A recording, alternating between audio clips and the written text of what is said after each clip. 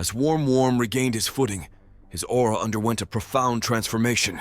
The troll seethed with rage at the loss of her arm and the destruction of her weapon. Ji-hyun seized the moment, diverting the troll's attention by dousing her with a fire extinguisher. She attempted to drag Warm Warm to safety, but he adamantly refused, urging Ji-hyun to escape without him. The troll lunged, aiming a devastating punch at Warm Warm's face. Instead of agony, a sinister laugh erupted from him. The troll, undeterred, extended her claw for another strike, only for Warm Warm to vanish and reappear above her, delivering a devastating blow that sent the troll crashing through several floors, ultimately landing in the basement parking area. With the troll on her feet again, Warm Warm continued his relentless assault, relying solely on his bare hands. The troll tried to counter his attacks, but he evaded them with astonishing ease, repeatedly slashing at her body. Suddenly, the troll regenerated all her lost limbs. Simon explained that this troll, known as the Twin Head, possessed double the strength and regenerative ability of a normal troll, rendering standard attacks ineffective. With Warm Warm's sword now shattered,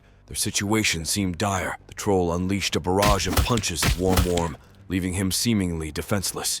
Gina chastised Simon, asserting that he knew too little about Warm Warm and that his sword was not his primary weapon. Just as the troll prepared to land another punch on Warm Warm, Warm Warm effortlessly severed her arm. The troll, initially unfazed, attempted to regenerate her severed limb, but a searing pain engulfed her as she realized that her wound had been scorched by Warm Warm. Confusion and fear gripped her as she pondered the true nature of Warm Warm's weapon. His left fist ignited with flames, incinerating the glove he had been wearing. Simon was taken aback, finally realizing that Warm Warm's true weapon was his blazing left arm. As Warm Warm powered up further, his left arm took on a dragon scale-like appearance. From a vantage point on a higher floor, Ji-hyun observed Warm Warm and sensed a troll-like aura emanating from him. Before we continue, take a moment to answer the question of the day. Magic or technology? Comment down below for a chance to be shouted out. Now back to the recap. Enraged, the troll lunged at Warm Warm for another assault. In response, Warm Warm unleashed his weak fire potato punch, obliterating half of the troll's body. Struggling for her last breath, the troll marveled at Warm Warm's resilience and ability to recover from numerous blows. As she tore away Warm Warm's clothes in desperation,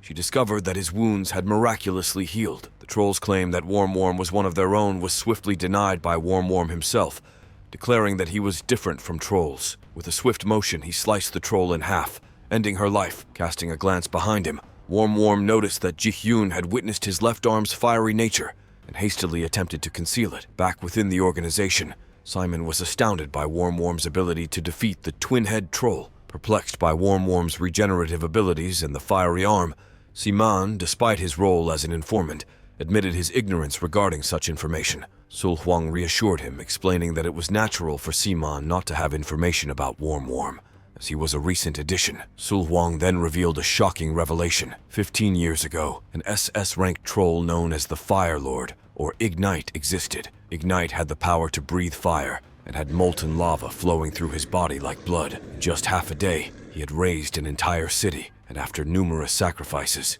trappers had finally brought him down. Beneath Ignite's lifeless body, they had discovered a baby with flames implanted into his left arm. That baby was Warm Warm. Simon was left stunned, questioning whether Warm Warm was also a troll. Gina clarified that Warm Warm was, in fact, a half-troll. Sol Huang concluded that the test had been successfully completed, and he nullified Warm Warm and Ji-hyun's punishment. Ji-hyun was granted permission to collaborate with the trappers. Simon speculated that Ji-hyun might reconsider her decision, viewing Warm Warm as a monster after witnessing the incident with his left arm, possibly leading her to quit voluntarily. Back at the trapper's office, Ji-hyun sat on a bench, contemplating Warm Warm's left arm and the possibility of him being a troll. Gina clarified Warm Warm's true nature to her. He was half-human. For 15 years, nobody had accepted him as fully human until he earned his trapper qualifications under the chairman's agreement and Gina's supervision. He had lived in isolation, oblivious to the outside world. Gina handed Ji-hyun a new contract, stating that she had passed the mission and now held authority equivalent to a C-class trapper. She wondered if Ji-hyun would accept the contract as Warm Warm's partner. Meanwhile, Warm Warm struggled to come up with a believable excuse for his left arm, knowing that Ji-hyun would never believe the truth. He vividly remembered the fear in her eyes when she had seen his arm. Suddenly, Ji-hyun burst into his room. Warm Warm attempted to explain his arm, but Ji-hyun brushed it off, instead calculating the value of the troll they had encountered. Warm listened as she assessed how long it would take to pay off her debt with the bounty. When he asked if she was afraid of him, Ji-hyun retorted that her 2 million debt was far more distressing than his arm. She even complimented him, noting that he was fortunate not to have acne scars. Warm chuckled at her unusual perspective, which only seemed to irritate Ji-hyun further. In Ji-hyun's tent, her family had settled into their new container home and appeared content. Her father expressed pride in his daughter for providing them with their new residence, but her mother wished they had a proper toilet. Ji-hyun's father didn't mind the lack of amenities, as long as he had his wife by his side. He leaned in for a loving kiss, but Ji-hyun abruptly interrupted them, cautioning them about their financial situation and the impossibility of having a third child. After delivering this warning, Ji-hyun left for work, walking through the city with a sense of pride in her new role,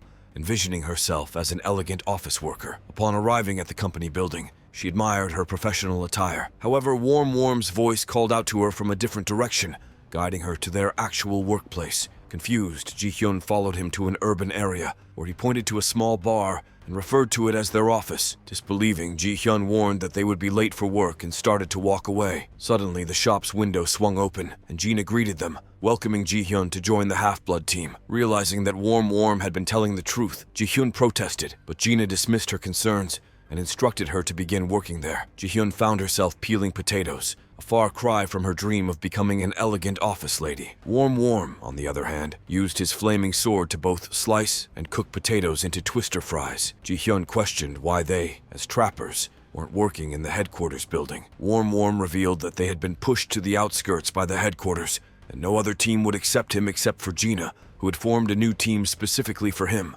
Warm, getting emotional, expressed his determination to become a master trapper and repay all those who had supported him. Ji-hyun felt guilty for asking and understood why Warm was not motivated by money. She wished him luck. Suddenly, a voice interrupted their conversation with the comment, "That's some serious delusion." An ice attack was launched at Warm. As more ice projectiles came hurtling toward them, Warm used his kitchen knife to deflect them all. The assailant turned out to be the handsome man they had encountered previously. Warm wondered about his motives, while Ji-hyun, realizing he was human and not a troll, questioned why he was attacking them. The handsome man wanted to test Warm's skills, accusing him of having dulled. Ji-hyun inquired about their familiarity with each other, but while Warm denied any acquaintance, the handsome man seemed to know Warm. They argued over whether they had met before, with Warm explaining that many people at headquarters had treated him poorly, and he couldn't recall them all. This infuriated the handsome man, who brandished an ice sword, determined to leave a lasting impression on Warm. In response, Warm drew his flaming sword. Just as they were about to engage in a confrontation, Gina intervened, much like Kakashi, to halt their fight. The handsome man, surprised by Gina's ability to stop them with her bare hands, retreated. Gina then slammed Warm to the ground and questioned why their shop wasn't open yet. Warm explained that the handsome man had disrupted their opening schedule. Gina glared at the handsome man, calling him Sulbak, and asked for his reason for visiting. Sulbak produced a letter, explaining that he had been assigned to the Half-Blood team. When Gina contacted Sulhwang for clarification, she was instructed to accept the decision. Afterwards, Sulbak refilled his water bottle, and Warm couldn't resist teasing him about always keeping a water bottle nearby, implying he was thirsty during troll fights. Sulbak, annoyed, corrected Warm for mispronouncing his name. Warm attempted to make amends by patting Sulbak's shoulder and apologizing, but Sulbak shrugged his hand off, expressing discomfort. This provoked Warm, who was on the verge of starting another fight, but Ji-hyun intervened, reminding him of Gina's orders. Warm quickly calmed down and proceeded to open the shop. Suddenly, Gina ordered them to stop preparing potatoes and close the shop. She wanted to celebrate the addition of a new member to the Half-Blood team. Ji-hyun and Warm,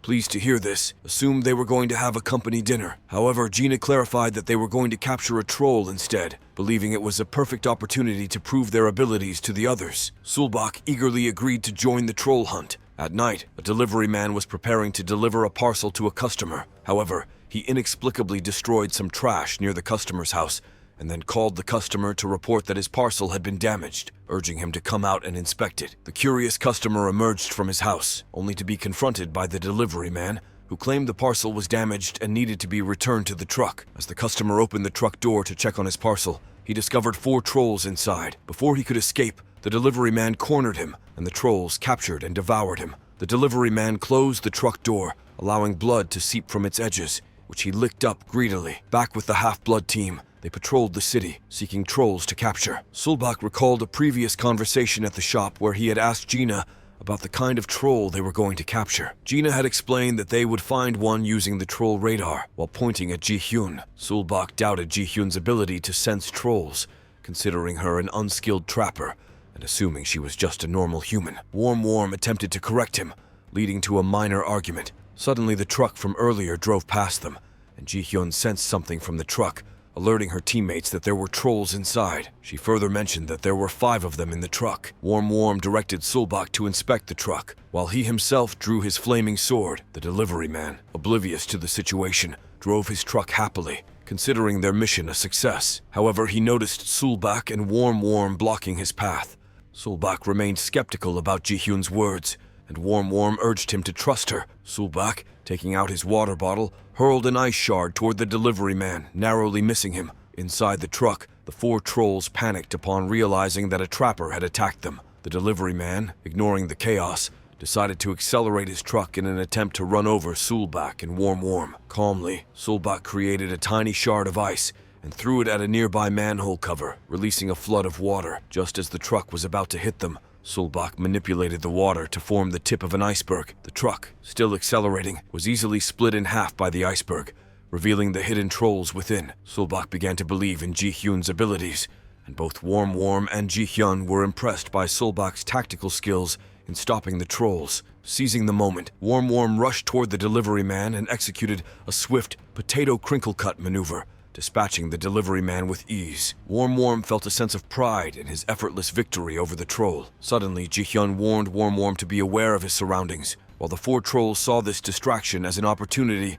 to attack the self-congratulatory Warm. Sulbak quickly manipulated his ice into chains, binding the 4 trolls and saving Warm. He then formed another portion of ice into an ice rope scythe, which he launched at the 4 trolls, effortlessly beheading them all at once. Warm was taken aback by how easily Sulbak dispatched the 4 trolls. Sulbak concluded that their patrol for the day was done, and believed that this should be enough to make Gina happy. Ji-hyun agreed with him, at least in part. Meanwhile, Warm was painfully aware of his own lack of skill as he clenched his fist. Back at the shop, Gina was surprised at their swift victory over 5 trolls, but expressed her disappointment in Warm for only managing to kill 1. Gina scolded Warm, who seemed noticeably upset by it. Gina was surprised that Warm felt even more disheartened than when the headquarters had punished him. She then ordered them to accompany her to headquarters the following day to provide a full report. Gina patted Sulbak on the shoulder, knowing that he was looking forward to seeing his brother at headquarters. On the previously chaotic road, police officers were now conducting a traffic accident investigation.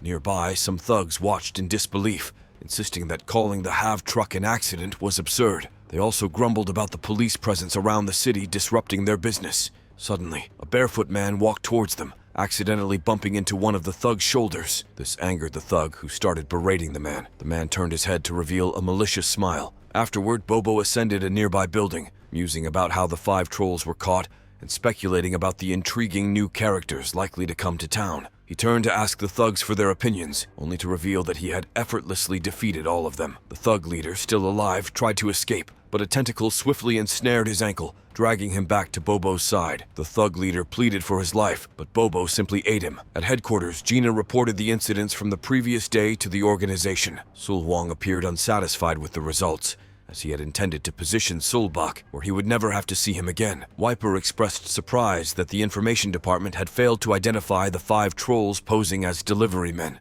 Sim acknowledged their informational gaps, given that the trolls were intelligent and well-prepared. Mabu considered the possibility of the girl having an ability to sense trolls, a notion he struggled to comprehend. Suddenly, Sul-hwang slammed his armrest, indicating that the Half-Blood team had successfully completed the task and deserved a significant reward. He then dismissed them. As Gina and her team left, gossip about their previous mission rippled through the crowd, irritating Warm, who was bothered by the fact that he'd only killed 1 troll. Gina stopped Warm, telling him not to act foolishly. Ji-hyun wondered about Sulbak's whereabouts, and Gina responded that he was likely called in by his brother, Sul-hwang. In Sul-hwang's office, Sul-hwang expressed disappointment in Sulbak's actions. This confused Sulbak, who believed their mission as trappers was to kill trolls. Sul-hwang explained that he wanted Sulbak to stay low so that he could return to headquarters. Sulbak recognized that Sul-hwang despised his flaunting of his abilities and his assertiveness. Sol Huang advised Sulbak to heed his advice as an older brother. Sulbak left, walking downstairs,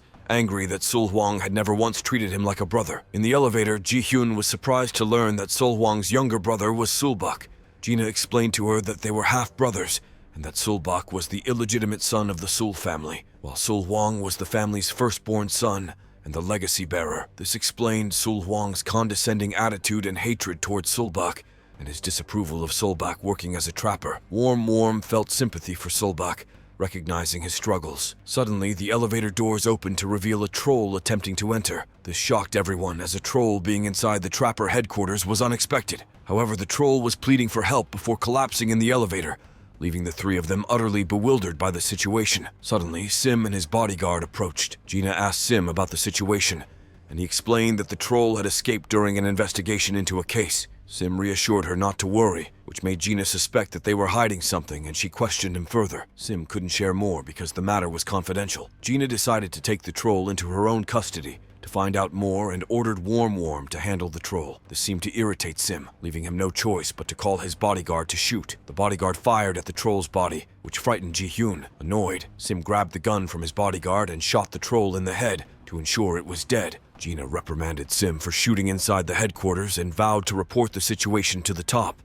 Sim told her it was pointless because his actions were ordered from the top. Back at the shop, Ji-hyun wondered about the situation. Warm came over and cleaned her shoes, which were stained with blood. Warm noticed that she seemed downcast. Ji-hyun denied it, simply admitting that she was a bit frightened. Warm empathized with her feelings, since it was also his first time witnessing such a dire situation involving a troll. He also suspected that the higher-ups were hiding something. Warm asked Gina for her opinion, to which Gina confirmed her suspicion that they were indeed hiding something. However, she admitted that she hadn't figured out what it was yet, and advised Warm and Ji-hyun not to worry too much about it. When Sulbak returned to the shop, Gina asked about his reunion with his brother. Sulbak replied that Sol Huang did not seem to enjoy it. With all of the half-blood team gathered at the shop, Gina started a discussion about the reward distribution. Ji-hyun was pleased that they were finally addressing it. Gina revealed that the reward was $50,000. Ji-hyun and Warm were surprised by the amount, as they usually received $5,000 per troll.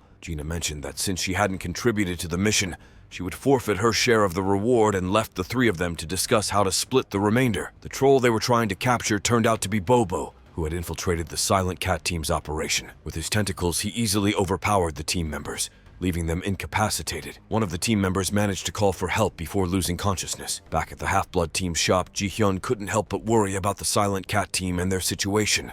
Warm reassured her that they were professionals and would handle the situation. Meanwhile, Gina received a call about the Silent Cat team's predicament and informed her team about it. She decided that they should head to the scene to provide backup. Ji-hyun, Warm, Solbak, and Gina rushed to the location of the incident. Upon arrival, they found the Silent Cat team members injured and incapacitated. Bobo was still there, taunting them. He explained that he had infiltrated the team to send a message to the trappers, revealing their cruel experiments on trolls. Bobo made it clear that he was here to stop the trappers, and that the real hunt had begun. Warm, Solbak, and Gina prepared to confront Bobo. Ji-hyun, on the other hand, had a different idea. She approached Bobo and offered to help him expose the trappers' secrets, believing that there must be a better way to address the issue than violence. Bobo considered Ji-hyun's offer for a moment, then agreed to a temporary alliance. He warned them that they were up against powerful individuals in the Trapper organization, and that they needed to be prepared for a dangerous journey ahead. The Half-Blood team, with Bobo now among them,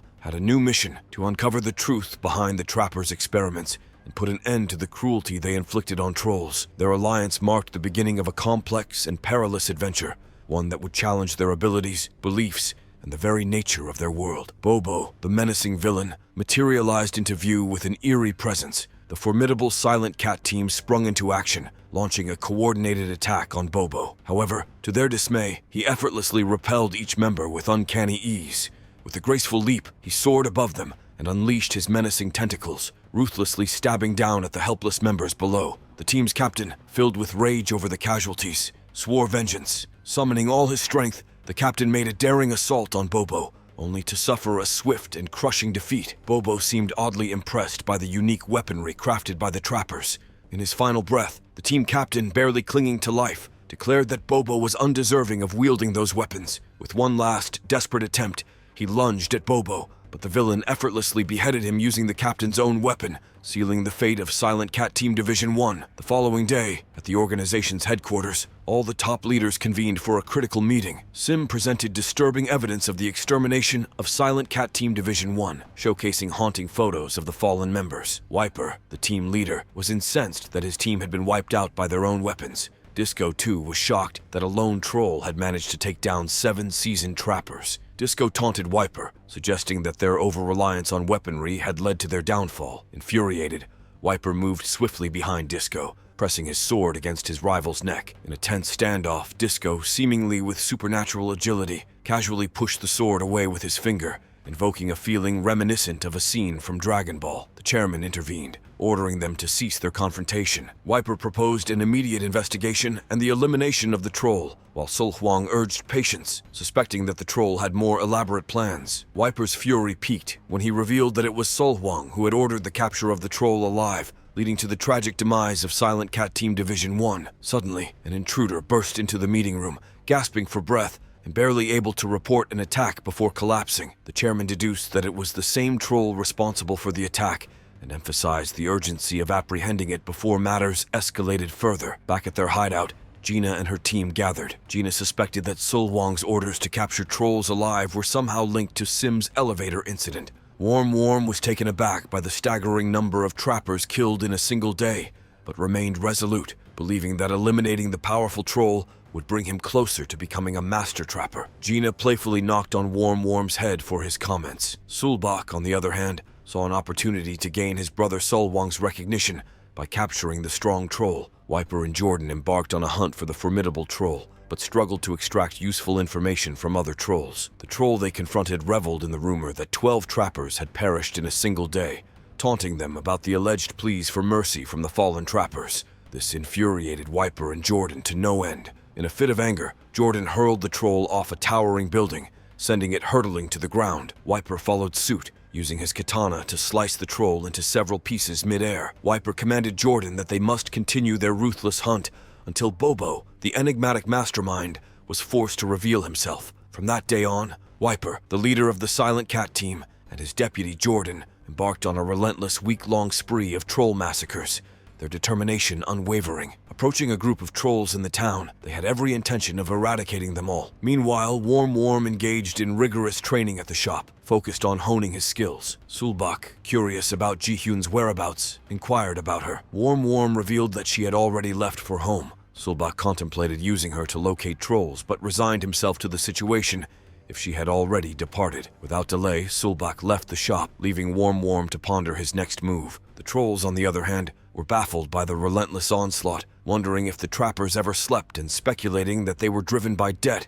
killing trolls for money. Wiper corrected their assumption, clarifying that they were collecting a debt from the trolls, implying that a powerful troll had killed his team members. The trolls vehemently protested their innocence, arguing that they had no involvement in the matter and should not be subjected to such brutality. Wiper, unyielding in his resolve, declared that they would persist in their troll-killing spree until the guilty party was exposed. A troll in a white suit lunged at Wiper, only to be swiftly impaled from behind by Jordan. Another troll, dressed in black, attempted to flee, but Wiper effortlessly threw his sword, severing the troll's leg. After dispatching the black-clad troll, Wiper noticed a troll in green attire attempting to escape, only for its head to be brutally crushed by Disco's powerful punch. Wiper and Jordan were taken aback by Disco's sudden appearance. Disco disclosed his desire to join forces with them in seeking vengeance for his fallen team members. Meanwhile, at Ji-hyun's home, she overheard her father engaged in a somber phone call concerning their mounting debt. He appeared to be apologizing and seeking a postponement of payment. After the call, he retreated behind a storage container for a smoke. Ji-hyun, growing curious about their family's predicament, approached her father. He confided in her, revealing that her brother Ji-young hadn't been well, prompting her mother to take him to the hospital. Worried for her brother, Ji-hyun listened as her father contemplated whether their current living conditions were contributing to Ji-young's illness. He expressed his hope to find a better place for the family, but acknowledged the financial difficulties they faced. Deeply moved by her family's plight, Ji-hyun felt an overwhelming urge to earn more money to alleviate their debt. Ji-hyun's father expressed his gratitude for having such a determined and supportive daughter, acknowledging his inability to resolve their problems on his own. Ji-hyun, filled with determination, reassured her father, promising to work together to overcome their challenges. She understood the weight of their situation and was even more resolved to find a way to earn money. Meanwhile, at a construction site, Bobo, the menacing troll, summoned his loyal underlings and issued a chilling command: hunt and eliminate the trappers. His underlings, however, viewed his actions as reckless and blamed him for his killing spree, which had already claimed the lives of half the trolls in Tiger Cave. Bobo, in his ominous wisdom, considered the trolls' purpose to be hunting and consuming humans. In a sudden and enigmatic move, he used one of his tentacles to push open a locker, piquing the curiosity of his underlings. He encouraged them to investigate the contents within,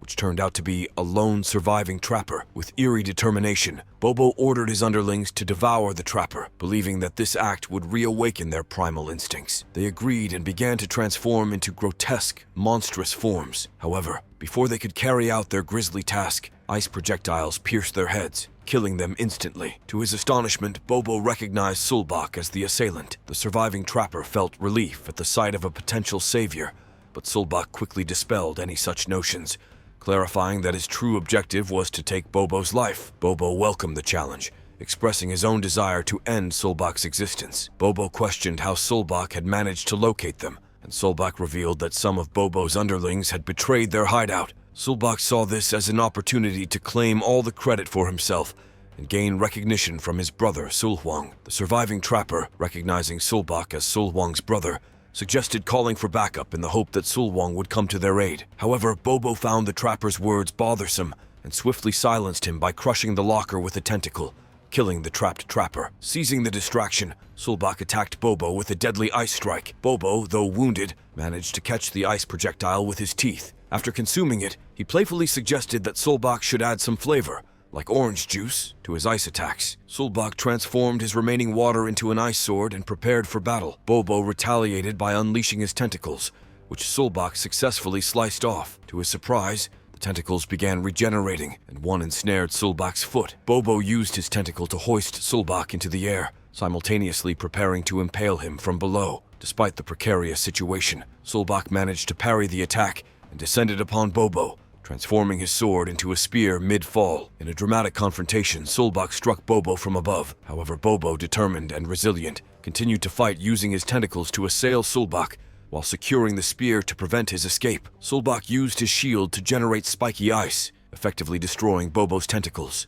He then reverted the shield back into a sword. Realizing that he couldn't win from a distance, Sulbak closed the gap by dashing in front of Bobo, attempting to stab him. Bobo, however, effortlessly blocked the sword with a tentacle, prompting him to retreat and create some distance. Undeterred, Sulbak transformed his ice sword into an ice chain, binding Bobo's feet and pulling himself closer. As Bobo's tentacles attempted to defend against the incoming attack, Sulbak converted the chain into dual daggers, slashing Bobo multiple times. Sulbak managed to destroy all of Bobo's tentacles and prepared for the final blow. To Sulbak's astonishment, Bobo caught the blade with his bare fingers. Sulbak, taken aback, retreated to create some distance. Bobo retracted his tentacles, opting for a hand-to-hand battle. Sulbak found this strategy foolish, but was surprised as Bobo swiftly closed the gap, delivering a powerful punch that shattered Sulbak's shield, something the tentacles had been unable to achieve. With his shield destroyed, Sulbak was defenseless against Bobo's continued onslaught. Bobo unleashed a relentless series of blows, landing an uppercut, slamming Sulbak into the ground, and finishing with a kick to the face. Sulbak lay on the ground, bewildered by Bobo's newfound power and feeling helpless without his ice abilities. Seeing Sulbak's defeated state, Bobo relished the opportunity to torment him. However, he soon realized that Sulbak was the same trapper who had cut the truck in half, which disappointed him. Bobo had initially thought the trapper who achieved such a feat would be strong, but now he regarded Sulbak as a mere kid who was useless without his water bottle. As Bobo continued to berate Sulbak, the determined trapper focused on his blood, transforming it into an ice blood dagger. With his remaining strength, Sulbak aimed a stab at Bobo's head. However, Bobo effortlessly caught Sulbak's wrist, halting his attack. He then squeezed Sulbak's wrist, inflicting pain, and hurled Sulbak into a wall. Sulbak was on the brink of defeat, resigned to the impending final blow from Bobo's menacing tentacle. With no strength left to resist, he believed his demise was inevitable. However, at the last moment, a sharp slashing sound pierced the air, jolting him from his despair. Opening his eyes,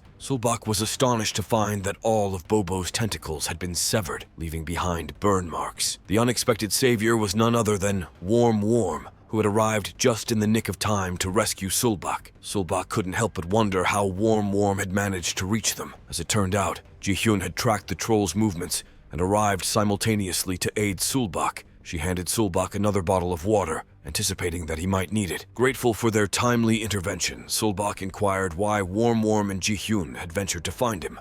In a flashback, Worm had urgently sought Ji-hyun's assistance, suspecting that Sulbak might be in grave danger as he pursued Bobo. Initially, Ji-hyun had hesitated, deeming the situation too perilous to get involved. Worm reminded her of their status as a trapper team, emphasizing the importance of sticking together. Despite her concerns, Ji-hyun eventually relented, driven by the promise of a substantial reward for capturing a powerful troll. Back in the present, Sulbak instructed Ji-hyun to stay hidden, recognizing the overwhelming strength of their opponent, even for Worm. However, Worm remained confident, citing his ability to cut and sear Bobo's tentacles, making them more challenging to regenerate. Bobo, undeterred by their presence, revealed himself to be a high troll, a class of trolls considered a form of nobility and significantly more formidable than regular trolls. While Worm didn't fully grasp the significance of this revelation, Sulbak did, understanding that high trolls were exceptionally powerful. Unfazed, Worm asserted that the trolls' class didn't matter. As long as their heart or head was destroyed, they would meet their demise. With his sword poised for battle, Worm charged towards Bobo, determined to end the confrontation. Before we continue, let's take a moment to shout out at David Likeyvids, who commented, "The beating to come from that shovel and the faces of people is amazing. Lloyd's faces are the things of legend and appear more and more even in manga manhwa and animes." On our civil engineer video, thanks for commenting. Yet, as he attempted to strike Bobo, the troll mysteriously vanished from his sight. Bewildered, Worm wondered where Bobo had gone, only to discover that the troll was standing directly behind him, his hand resting casually on Worm's shoulder, as if questioning Worm's perception. Shocked by Bobo's astonishing speed, Worm launched another attack, but no matter how hard he tried, he couldn't land a single hit. Bobo continued his onslaught, effortlessly overpowering Worm. He swept Worm's feet from under him, sending him tumbling through the air. In midair, Bobo executed a swift kick that propelled Worm into a wall. Recognizing that Worm was outmatched and battered, Sulbak contemplated intervening. However, Worm, determined and resilient, managed to rise to his feet and rushed at Bobo, utilizing his Twister Potato ability. Yet Bobo found the ability's name uninspiring and easily thwarted Worm's attack by grabbing his sword and breaking it in half. Undeterred, Worm removed his glove and threw it into Bobo's face, preparing to unleash his devastating potato punch. However, Bobo swiftly caught Worm's fist and retaliated with a powerful headbutt. As Worm reeled from the blow, Bobo seized his neck, lifting him off the ground and subjecting him to a relentless barrage of punches to the face. Witnessing Worm's brutal beating, Sulbak realized that there was no alternative but to call upon his brother, Sul-hwang, for assistance. Sulbak reached out to Sul-hwang, explaining that they had located the troll, but were overwhelmed and unable to continue the fight. He pleaded with his brother for help, but Sul-hwang accused him of selfishness and ended the call dismissively. Unknown to Sulbak, Sul-hwang harbored a secret desire for the troll to eliminate his brother and his team, secretly hoping for their demise. Sul-hwang ordered Rose to inform Wiper and Disco about the developing situation. Feeling hopeless and battered, Sulbak resorted to creating a dagger but soon succumbed to exhaustion and fainted. What will happen next? Find out next time by staying tuned for our future recaps. Don't forget to like and subscribe for more great recaps.